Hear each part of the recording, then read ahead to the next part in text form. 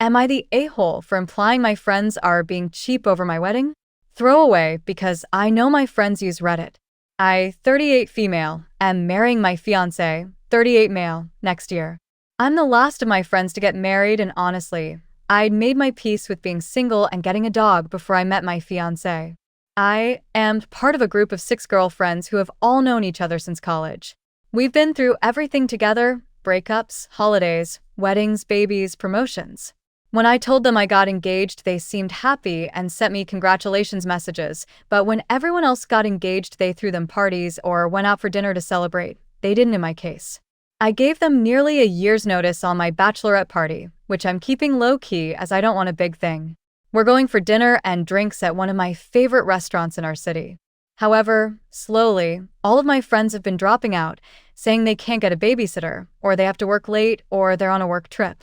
I've obviously invited them all to the wedding as well, which again is a small affair, and one has already messaged the group chat saying she's not sure she can get a babysitter for that day. My wedding is months away, and I'm finding it really hard to believe that she knows that far in advance. 2 others have also said they're not going to stay for the reception as they will be tired by then. Here's where I may be the asshole. The straw that broke the camel's back was when I sent the link to the registry. My fiancé and I already have a house together, so we're asking for mostly small things. Nothing goes beyond $50, and we're delighted with anything that anyone chooses to buy us. They sent a message into the chat saying they were going to band together to get me an air fryer as a group gift. It costs $40, so I was a bit surprised that they seemed to be chipping in about $8 each. Over the years, I must have spent thousands of dollars on their weddings, 2 of which were overseas.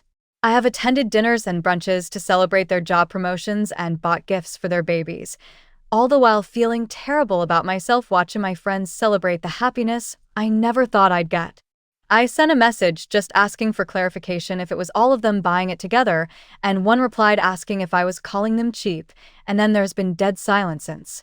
That really wasn't my intention, but it really feels like because I'm last, they're just over having to do these events, and it's really feeding into my insecurity at getting married so late. But they do have legitimate reasons for these things. They all have lives and kids, and maybe not as much money as when we were a bit younger, and maybe I'm just letting my insecurities get in the way. So, Reddit, am I the a-hole? Update.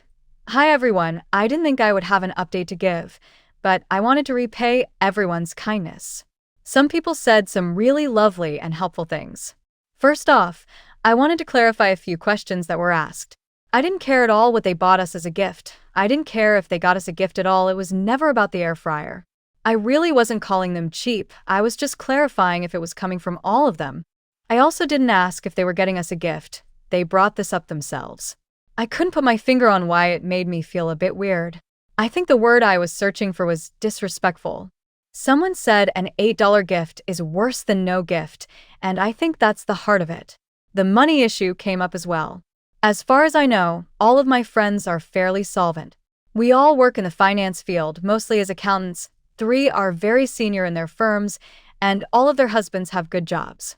But we never discuss money, and I know kids, and the cost of living is high at the moment, so I never want to assume anyone's financial status. But everyone seems okay. The other issue was a lot of people asked how often we see each other, and the answer is quite regular. We made a pact years ago to meet up at least once a month no matter how crazy life gets, and we've mostly been able to stick to that. The 6 of us usually meet for Sunday brunch. Apart from that, I live in the same neighborhood as 2 of them, so we do dinner occasionally, and parties for their kids, etc. are a must. The last question was, my wedding isn't child-free and is in our city. I love kids, and my friends' kids are surrogate nieces and nephews to me, and they are all invited. The friend who said she couldn't find childcare said she didn't want to bring her kids because she said weddings are easier without them. Lastly, some suggested they don't like my fiancé. They've never given me that impression. Everyone seems to get on well enough. They've known him for 2 years, and he occasionally goes golfing with some of their husbands. Now, on to the update. Reading the comments was like having cold water thrown over me. I've never considered myself the outsider friend, but a lot of people suggested that I was, and it really threw me and I got really overwhelmed. I didn't send any messages to the group chat. even though lots of commenters gave me really good suggestions about what to write, and I withdrew into myself until my fiancé prized it out of me what was wrong. I showed him this post, and he got super quiet and really, really angry. I've never seen him this angry over anything ever. He asked if I had spoken to them about this, and I said no. He started to call them individually and read them the riot act. He called them $8 assholes and said he would be sending them an itemized list of the thousands of dollars I'd spent on them over the years. He called bullshit on the one who said she couldn't get a babysitter, and she indeed said she was sick of having to go to the same boring wedding over and over, and yours won't be any different, and he lost it at her.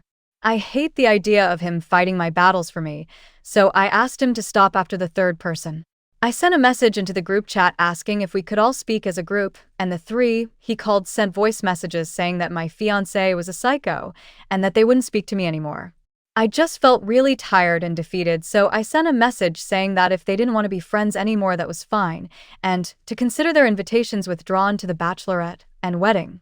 No one has replied, so I guess we're done. I suppose I'm better off, but I don't feel that way. I just feel numb and sad. They've been such a big part of my life for so long, and I really feel the loss, and I'm so sad I won't see their kids anymore. Some of them refer to me as Andy, and it's making me cry that I won't see them grow up. My fiancé has apologized for rushing in and for not asking me how I wanted to handle it, and I've accepted. We're good, and I am looking forward to our life together. I mostly wanted to say thank you to the kind Redditors that showed me the light about this and offered congratulations on our wedding, and even offered to buy us a gift. I've never watched Sex and the City, but I'll watch the episode some people mentioned. It seems like I'll relate. I'll delete this post soon. I just want to put this behind me now. Story 2. My £8.50 revenge on my cheating, thieving ex. When I was at uni, I started dating this guy. At first, he was wonderful, dedicated to his studies, fun to be around, attentive, and always surprising me with things, working hard at his job, etc. Then, bit by bit, things unraveled. He started skipping classes. Then, he barely bothered to go at all. Worse still, he never helped around the house. Never washed up, cleaned up, did laundry, nothing. He was even fired from his job for too many no-shows. All he wanted to do was sit at home and play Xbox or browse the message boards and forums. This was in the days before social media, when dinosaurs roamed the earth. This left me having to pick up extra shifts, sometimes double and triple shifts, all while going to class and studying. I later learned that this was a pattern for him. He'd be really dedicated to whatever he set his heart on, but then get bored and fall back into old bad habits. Then he'd find a new passion, and rinse and repeat. I knew I should have ended the relationship much sooner, but I held out hope that he would snap out of it, that maybe it was just exam stress getting to him. I desperately wanted things to go back to how they were, but it was not meant to be. I caught him cheating and threw him out. I was so stressed with everything that it wasn't until the next day that our joint savings account crossed my mind. There was a little over £5,000 in there, and bar a few hundred from him, the rest was money I had saved. I checked the account, and it was all gone. My ex had cleaned out the account and moved into a new flat with his side chick. I called the bank. There was nothing they could do. He was authorized on the account. I contacted the police. They told me there was nothing they could do since it was a joint account, so nothing criminal had happened. They suggested taking it to civil court, but said I'd probably spend more money than I got back in legal fees, so it likely wasn't worth it. My ex had stolen £5,000, and there was nothing I could do about it. I felt like such an idiot. I got even angrier when I saw his posts on various forums boasting about his new game consoles, new games, new TVs, and gadgets. All bought with MY money. I'm not usually a vengeful person. Petty on occasion, sure, but I've never wanted to exact revenge as much as I did right then.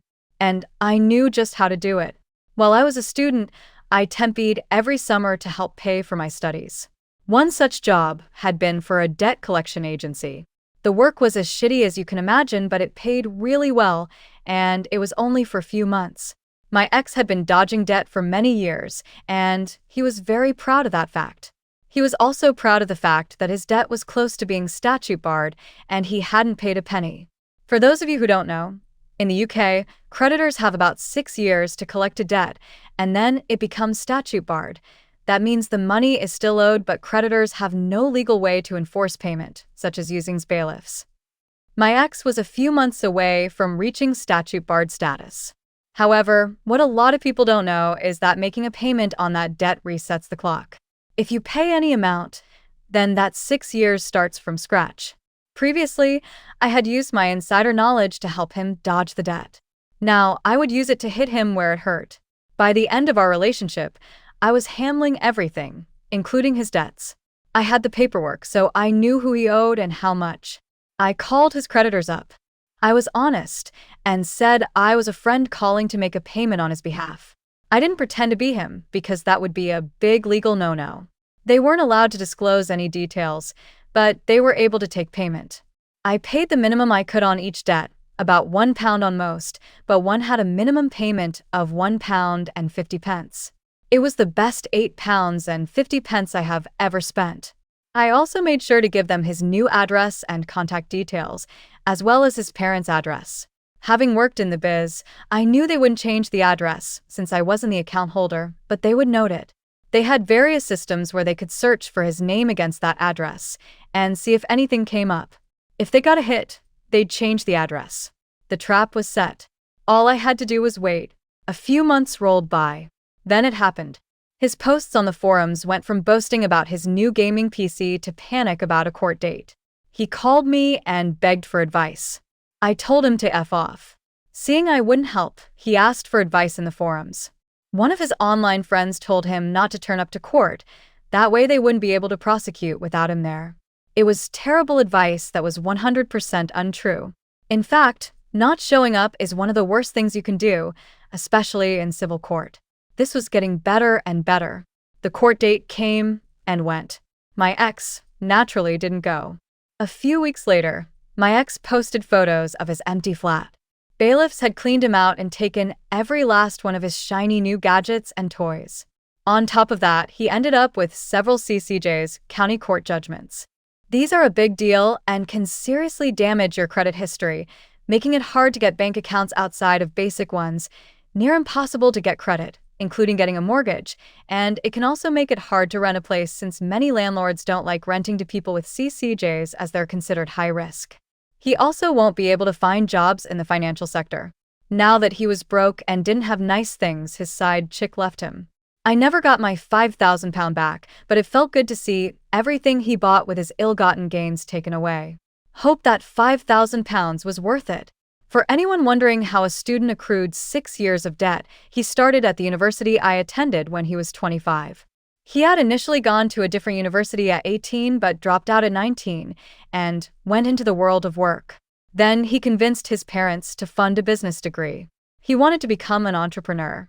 And for anyone worried about the age gap, I deferred my uni start date by a few years so I could travel. I was 22 when we started dating. He was 26.